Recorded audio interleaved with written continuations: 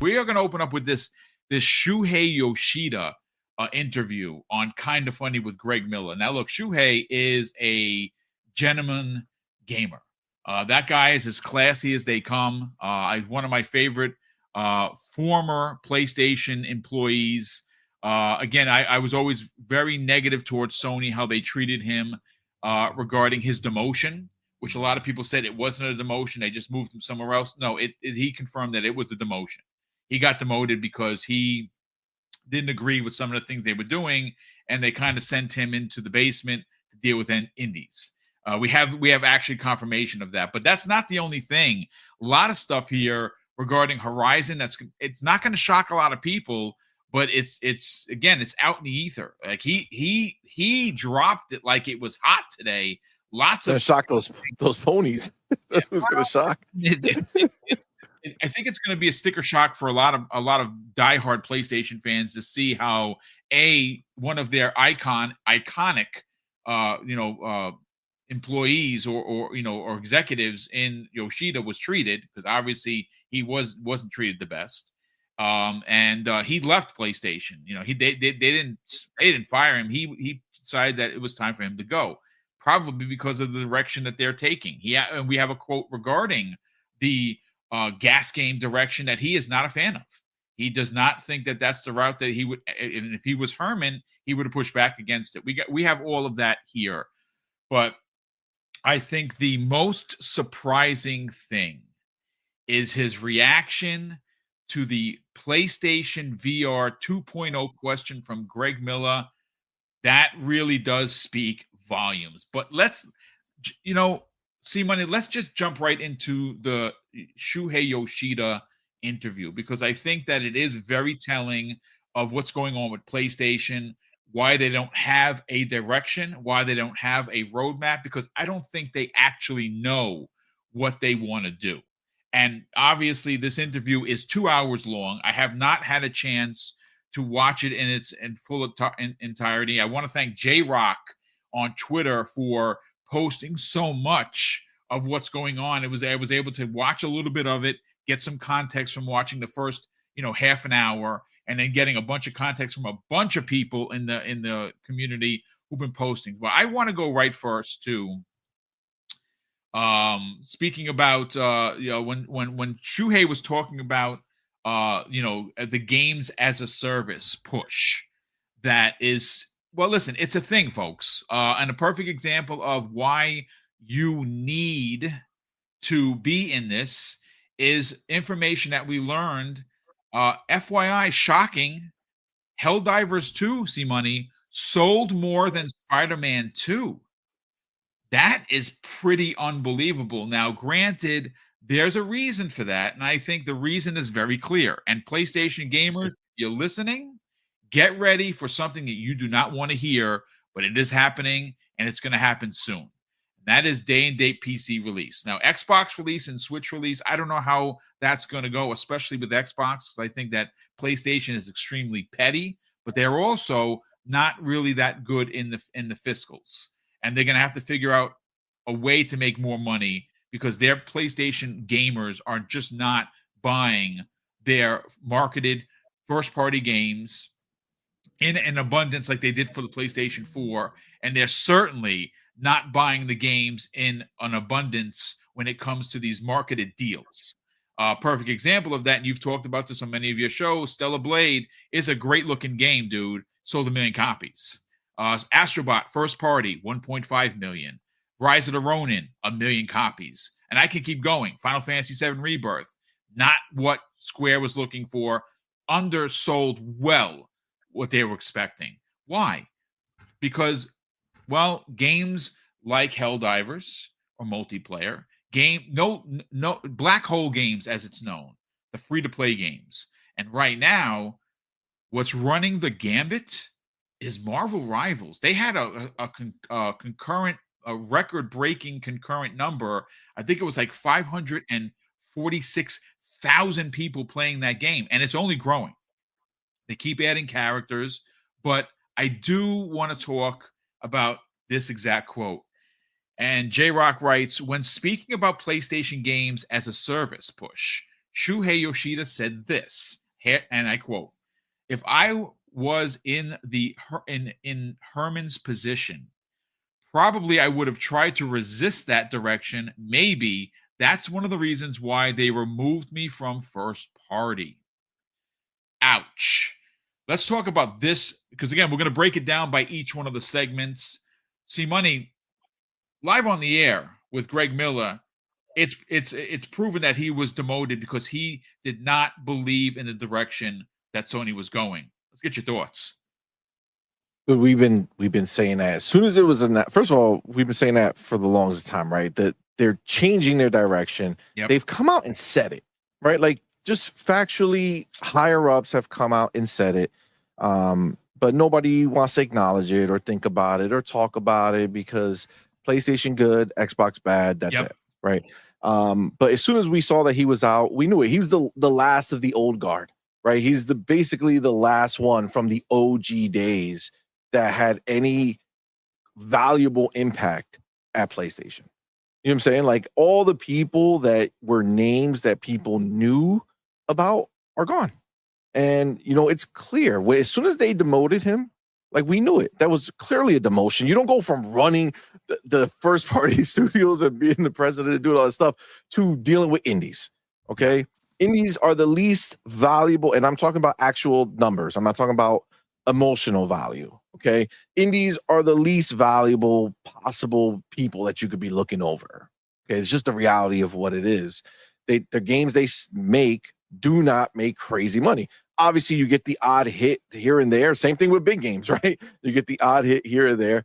But overall, you're putting Shuhei in charge of the thing that means the least to PlayStation, right? Hold on one second. Hold on. Okay. Boom, hop in real quick. Yeah, absolutely.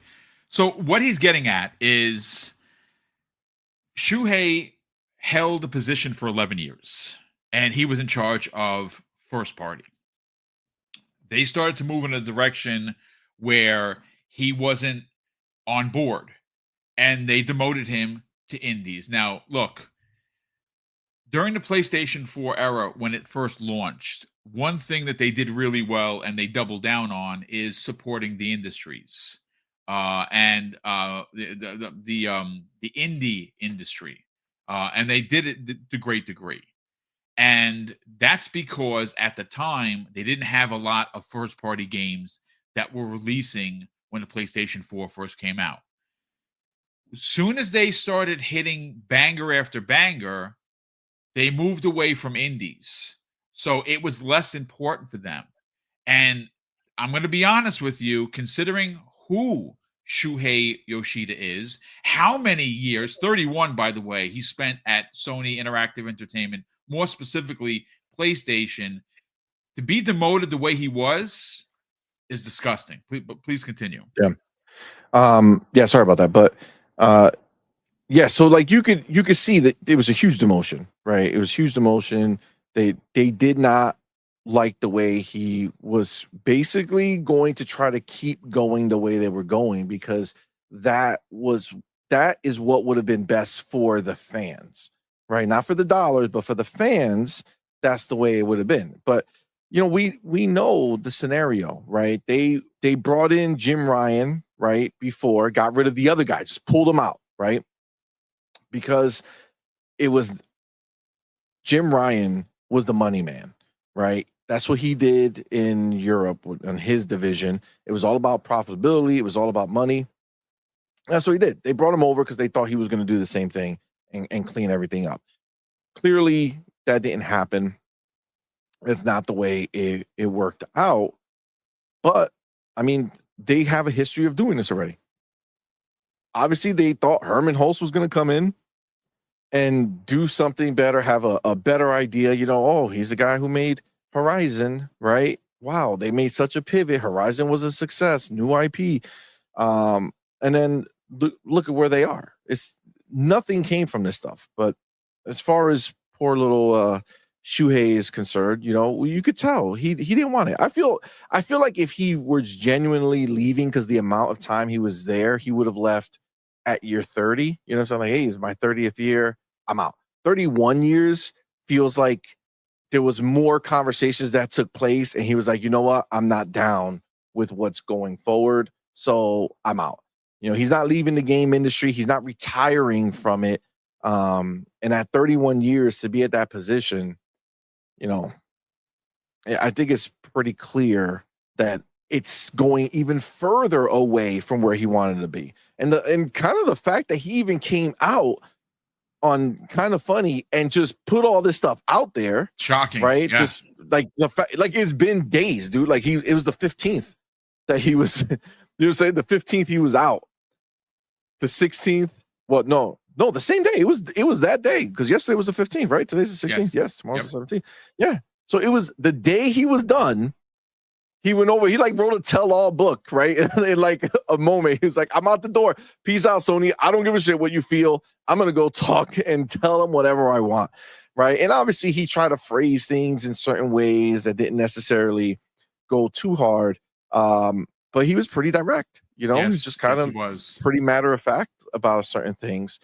And, he is looking to stay in the industry. So he does want people to know that that's not what I chose to do. This is not what I would have done.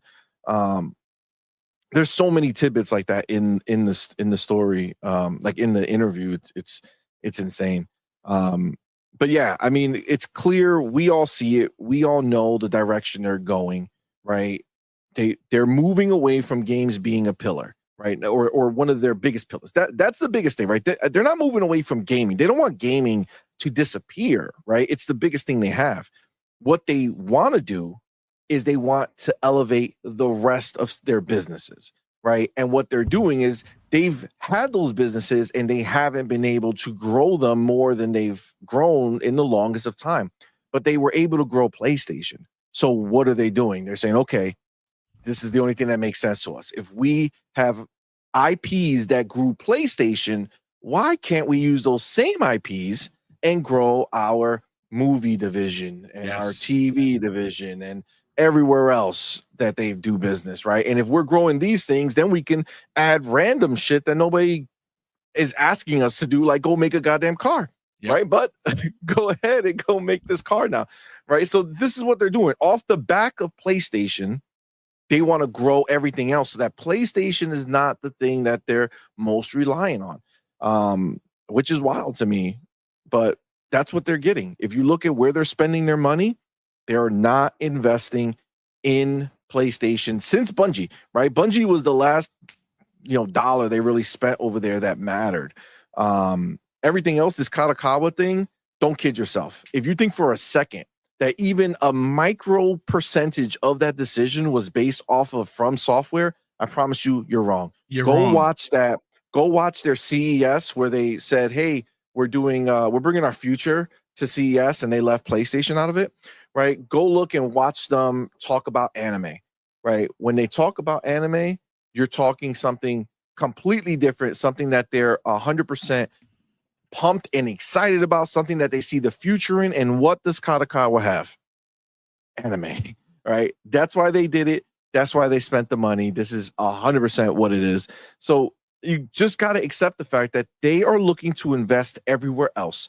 PlayStation's on the back burner. They're not saying, hey, we're done with PlayStation. They're saying, hey, we're not going to invest more to make sure we have 3 or 4 first-party games, right? We're going to go ahead and say, okay, well, we have one major first-party game, what we consider tentpole, which sadly now these tentpole games that we expect them to make, we know are now scaled back versions, because that's what they're doing. They're scaling back the cost. Instead of having one major game being made, they're splitting these studios up and having them work on multiple projects. So at the end of the day, when you look at what their output is, it's clear that that's not a priority to them. They figure, listen, we look at the numbers. Most people are not buying our first party games anyway. Correct. Yes. Right. So why are we rushing? Why are we going ahead and putting more pressure on ourselves, spending more dollars to get something out earlier, throwing more bodies at things, when at the end of the day, we're going to release it. They're going to give us a good review score, and then no one's going to show up for it. Right. So why not just let that ride? We'll push it. We'll give them one major one every year. We got a few live service games that we're staking with. They're not leaving live service because they're still looking for their home run, right? Helldivers 2, you would think that was their home run. It wasn't. It did really, really well, but that already has a negative spot on it, right? It was super high, and then they did the thing they did with the PSN, and it crashed. It went back up, but it's not like the end all be all anymore. They already dropped that, and they also can see how volatile that scenario can be, where the game itself is not enough to keep it rocking, right? Yeah. They did something else, and then all of a sudden people just left, right? So they're still going to keep taking those swings. So you're going to get a few of those games this year, theoretically, unless they got canceled, like Fair Games and what the hell else they Well, don't they have another one? they canceled most of their gas games. The only one left that was still that wasn't on life support because we haven't heard anything is Fair Games. That's Jade Raymond's studio that they picked up. I Yeah, mean, that's the Fair Games, right? yes. Yep. And then they there's a supposed that Horizon Oh, the one online. that looks like Fortnite. Yeah, Yeah, we're we gonna don't know get. if they're You know gonna do what? that. It's funny you should say that because I want to segue into his opinions and thoughts on Horizon because I think that this look. You folks know I don't defend games that I don't play. I loved Horizon 1. I know a lot of people didn't. They thought it was boring. I understand that, and I'm not going to argue with you. I loved it. Did not like the second one. There were a lot of reasons why. First of all, my game kept crashing, and I kept losing my save, and it happened 4 times, and each time I lost 45 minutes to an hour, I was like this, "Fangul, I'm not doing it. That's it." And they've already lost 4 hours. I'm not going back. And I probably should have gone back because I'm sure it's been fixed. But as a fan of the series, I'm gonna be honest with you, I really hated the direction they took Aloy. Became a bit of an a-hole, and I didn't like that. I liked the Aloy and how she conducted herself when she was against the world, and then when she became, the popular one, she kind of became a little bit of a jerk. So I didn't like the way they took the character. Did not enjoy the writing at all. So I didn't go back to it. Fine, whatever. But what he said, and we'll get C Money back here in a second regarding Horizon is J Rock once again. Shout out to Jay for putting this out there. He says now that Shuhei Yoshida has left PlayStation, he can now tell the truth, which he was doing. He was dropping truth bombs left, right, and center. And apparently, Horizon Forbidden West was a disappointment sale wise. And mind you, that was despite being a cross-gen title. It did not sell as well as Horizon 1.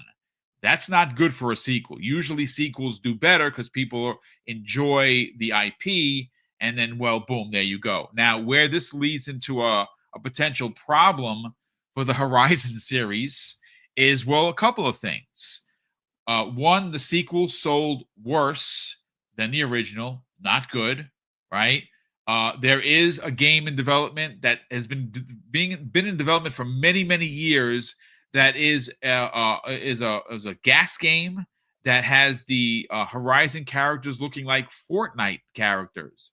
I don't know how that's gonna. I mean, when it was first shown, or you got there was some pictures out there, the community didn't really dig it.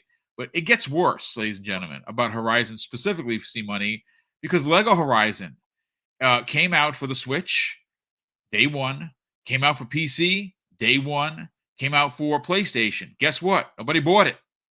Nobody bought the game. And what makes Brand is matters not big. worse here is they just announced a film. They're going to spend the money on a film. These are the investments I think they're making mistakes on, because if you can't sell the game, nobody's going to watch the film. I'll watch the film because I'm a fan. Mind you, I'm supposed to be an Xbox, right? So I can't wait for it. Let's talk about diminishing returns with the Horizon franchise. And again, that's a Herman Holtz thing. That's his baby. He came from that studio, and apparently he refuses to let it go. What are your thoughts, man? Dude, they gotta fire that dude. That's what needs to happen. Herman Hulse needs to go. He clearly has no idea of what makes a good game. He has no idea of what's a good IP. This dude is the same dude who said that Concord was going to be their most important IP He ever. That it called was it going their to be, next Star Wars. yes, it was going to be their Star Wars. It was Yep. going to be more important than their current most important, which is Horizon, right? That's what they said. That's what he said, bro. Like he has no idea what to do. And PlayStation is just, this is what they're doing. You know, it's funny because one of the other things Shuhei had said was during his time, they were very interested in new IP, right? New IP. They wanted to make new IP, but that time is dead and gone, right? They are not in new IP mode. They're in milk mode, right? They're trying to figure out how they can milk these things without having to advance, without having to do something crazy different. You have, Spider-Man 2, which showed that. You have God of War Ragnarok, which showed that, right? That shows that they just took the base and just said, okay, let's add some more and call it new, right? Like that's not exciting, right? You look at Bungie, right? We just talked about their leaked game that's in development, the Gummy Bear game, right? That's a MOBA slash Smash Brothers clone, and it looks like just, oh my god, it looks so bad, right? It looks like Concord 2.0. But like they're, again, no creativity. They're just taking, right? They're taking. That's cool for like these indie devs, right? Or like these smaller studios that are trying to say, okay, I see what you're doing. Let me do this thing. But when you're a big company, right? When you're an Xbox, when you're a PlayStation, when you're a Nintendo, right? You're supposed to be leading the way, right? That's what the platform holders are supposed to do because they have the backing of their platform, right?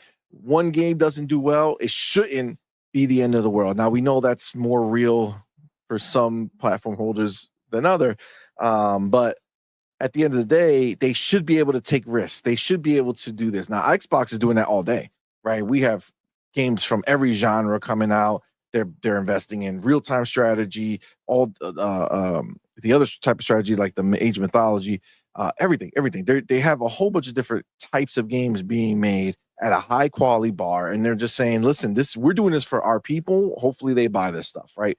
But we give them options. Over on PlayStation, they don't, right? They're very risk averse. Now they're dabbling in these live service games, right? But what if we talked about this when it happened, but if you look back at what they canceled versus what they did, right? Concord, as crappy as that game was, right? You can point to Overwatch, you can point to similar games and say, hey, there's a fan base that might want to play this game, so that's what we're going to do. What did they do? The Spider-Man Online canceled. Why? Well, what is out there right now that you could directly link to Spider-Man Online and be like, man, that's very similar, and look at how successful it is? Nothing. Naughty Dog's game, the factions. What factions type game is out there right now that's extremely popular that they would be able to link to and be like, hey, it's like this game. Look at how popular that one is. We could possibly do the same. There's nothing like that, right? You know what? You would have got with that. You would have got PvPvE, meaning that you would have been fighting against other people for supplies, and you would have had the creatures running around attacking anybody in their way. Unique enough where it's so different, and mind you, it would have been like a Division. It would have been like a Division, but it has and roots. Division has done what, right? But again, as you're right, that's the way they should have thought, right? That's what got them to the point where they started making it. The problem where they said, no, we're going to cancel it is the game that we could look at, which was Division, is now dead and gone and nobody cares, right? So it's like we're going to launch into a place where everybody's already decided to move away from that type of game, right? In particular, right? Destiny, same thing, on its way down, right? This is the world that they're seeing now, and this is why they cancel it, because instead of putting some pride behind their work and saying, you know what, we have some confidence that Naughty Dog knows what they're doing, that they could develop a great game. Let's back that. They didn't. They backed away. They're risk averse. They're trying to stick in a lane that has already been paved, right? This is why what's happening with Microsoft and PlayStation is such a big deal, because PlayStation doesn't want to leave the paved road. They already know that this road is the road that they can travel on. They sell consoles. Hopefully, people stick on their platform and they buy their third-party games and they buy their microtransactions and they get to live a happy life, right? Microsoft said, I'm cool with you guys sticking down there, but we're going to go up here. We're going to go this new road. We're going to climb this mountain while you guys stay down in that valley, right? We'll figure it out. Don't worry. And Sony keeps looking and they're like, yo, we're not equipped to do that, right? We cannot travel that road. Even though Microsoft is paving that way, they're paving that way, but no one can get there, right? And that's the problem that they have. They can only follow, right? They can't lead. Right? They got one hit with The Last of Us. Every game after that became The Last of Us, a different version. This is what they've done, right? They only copy, whether they copy themselves or they copy everywhere else, right? This is the sad truth.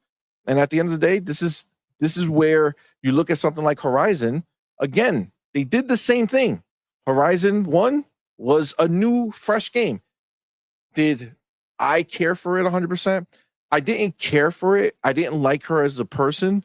I really dislike Aloy, however you call her. Aloy. But I did beat the game, right? I did beat it. I beat the expansion, right? I was like, this is the only thing that's going on right now. The expansion was really good, by the way. It was excellent. I mean, mind you, this was years later that I did this because, obviously Breath of the Wild came out a week after Horizon and shut down that whole operation. But eventually I got to it and beat it. Whereas this one, Forbidden West, I have it. I bought the collector's edition. I got the dope ass. I mean, that's the best thing that came out of Forbidden West. The collector's edition is fire. The big ass elephant shit is so dope. But I played it for a while and it's like, oh my God. It's you're playing the same game. They're not elevating it. People think it's a beautiful game, bro. It's fine. Okay. It's a nice looking game, but is it a next gen? Is it a game that I would have said, yo, they made this just for PlayStation 5 and used every ounce of power theoretically? I mean, now we know that they probably did use every ounce of power because we know how crappy the console is. But still, theoretically in your head, you hope that they can do more. But they didn't, right? It looks good, but it doesn't look, oh my God, this couldn't be done. Matter of fact, we know it could be done because it did release on the PlayStation 4, right? So the game already exists there, which means that the bones are still rooted in last gen. And that's where I feel that's where they messed up this generation. They ruined themselves because their opportunities to make people say, holy shit, look at what PlayStation is doing. The same way I said, holy shit, when I played Last of Us. I know people don't like it. I fucking love Last of Us. Yeah, and that's what I said when it came out at the end. Yeah, when it came out the end of PlayStation 3 era, I was like, holy fuck, this is amazing. As soon as they upgraded for PlayStation 4, I beat it again. Yep, right? Me too. Yeah. And then when they got it again, the remake or whatever the hell, the last one, I had Doodle play through it during the show. When the show was airing, we played every episode of the show, we played in the game, right? So we got to the same point. We did that per episode. That was dope. So she can play it, but I was there with her. We had a great time. And we streamed that. But the point is that they did something great for me. They don't do great no more. This is just not what it is. They haven't done great in a long time. That's a fair criticism. I mean, listen, again, I know there's going to be some pushback where people are like, but look at Astrobot. Look, Astrobot is... What is Astrobot? Astrobot's a robot who's a platformer. Who's copying who? Who's copying Mario. Who? Yeah. Factually documented copy, right? That's all they could do. Copy, right? That's all they do, bro. As good as you may feel Astrobot is, and that's fine. It's a fine, decent game. There's nothing wrong with the game. It's a fine game. Is it game of the year? Absolutely not. There's like, oh man, I'm getting loose, bro. I'm sorry. I gotta stop with the cursing. But listen, you know what? One other point I want to bring up before we get on to the Halo conversation, because that's big. That's big news, ladies and gentlemen, because that means Halo is coming back in a big way. And if you remember, C-Money, we did a show where Sledgehammer Games was rumored to be working on the next Halo or Halo project. I think the Halo we're talking about is coming from Halo Studios, but we'll get there in a second. I do want to bring up the last point here. And the last point I have on my screen And this one goes, I think it's all you need to know how badly Sony has failed in the last 18 to 24 months. And I understand there's going to be, again, people like, what do you mean, Boom? They sold consoles. That's not the whole business, ladies and gentlemen. Please take your heads out of the sand, PlayStation gamers that keep running with console sales, and understand and take a look from a broad perspective. It's not just about console sales. Yes. Is it important? Yeah, of course it is.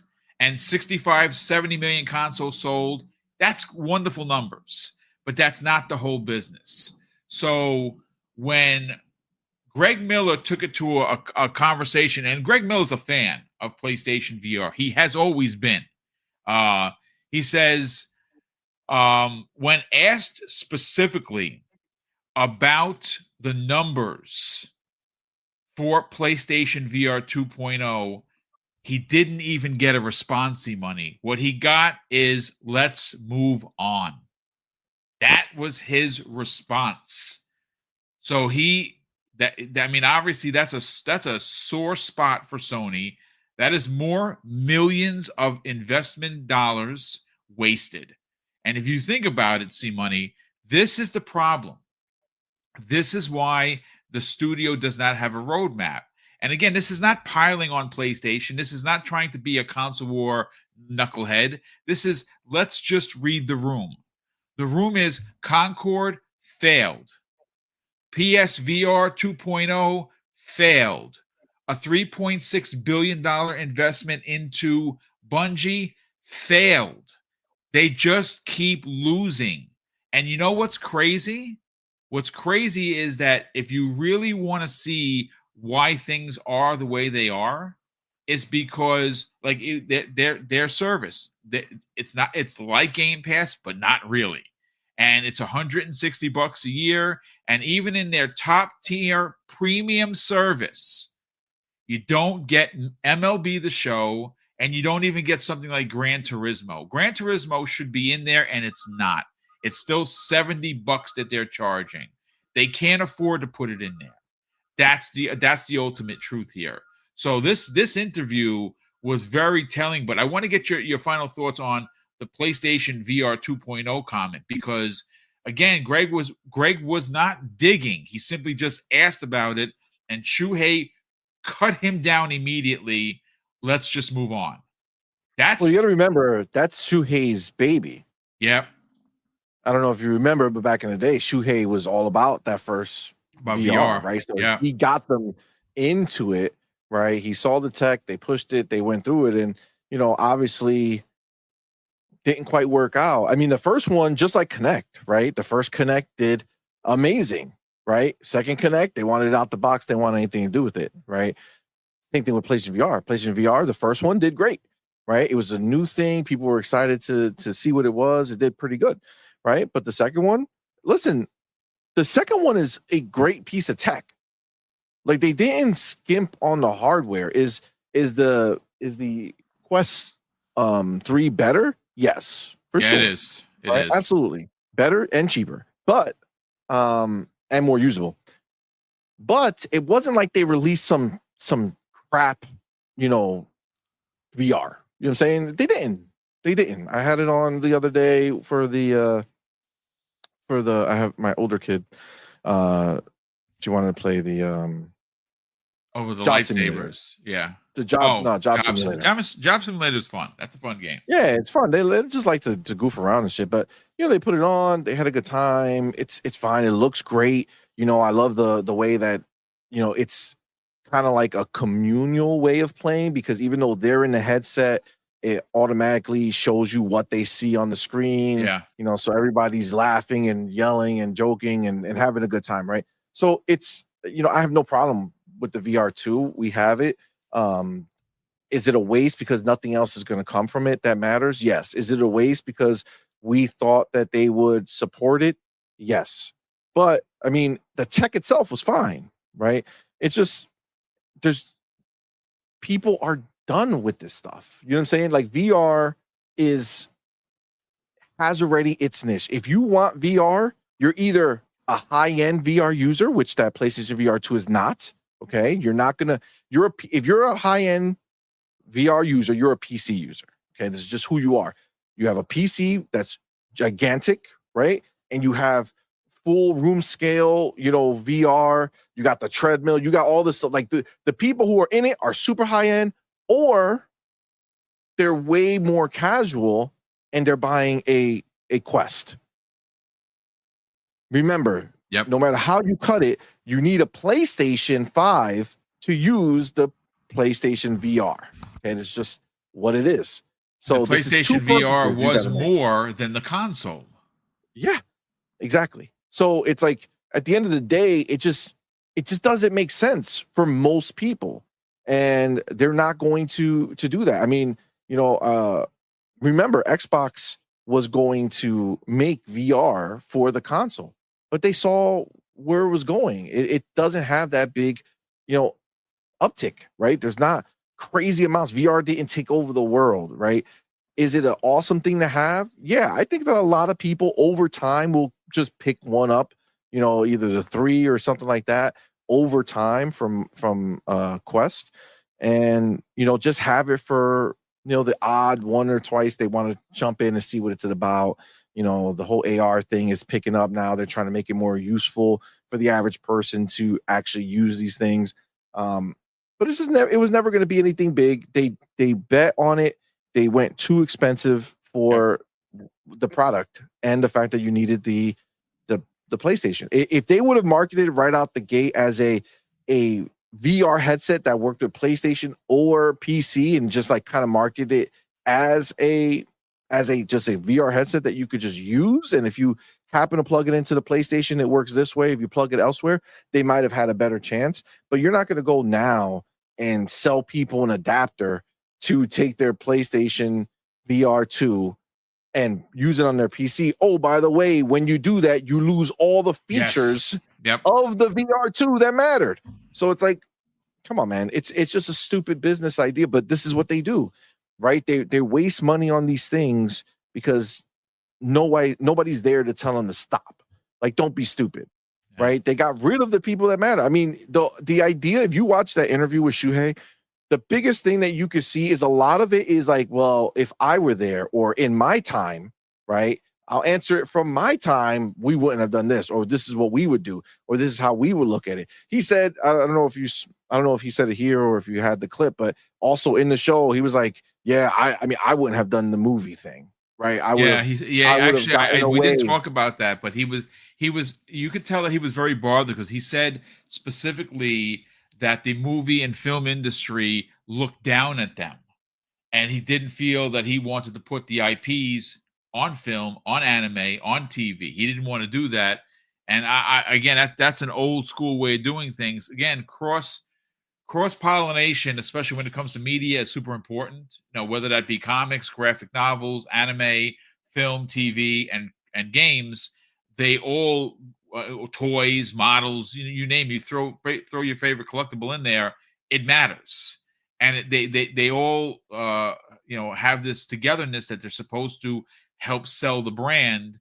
And he wasn't about that. And again, that's an old school way of thinking. But look, at the end of the day, this interview was it's very detailed. It's a 2-hour interview. If you are a fan of Kind of Funny, like Greg Miller, he asks some real heavy questions, some of which Shuhei gladly answered, and one like the VR one, he did not want to even address it. Again, this is, if you have any questions as to why Sony is the way they are now, this interview is going to break down a lot of that for you. And again, we can't spend the whole show talking about it, but I did want to bring it up because it is an important piece of information.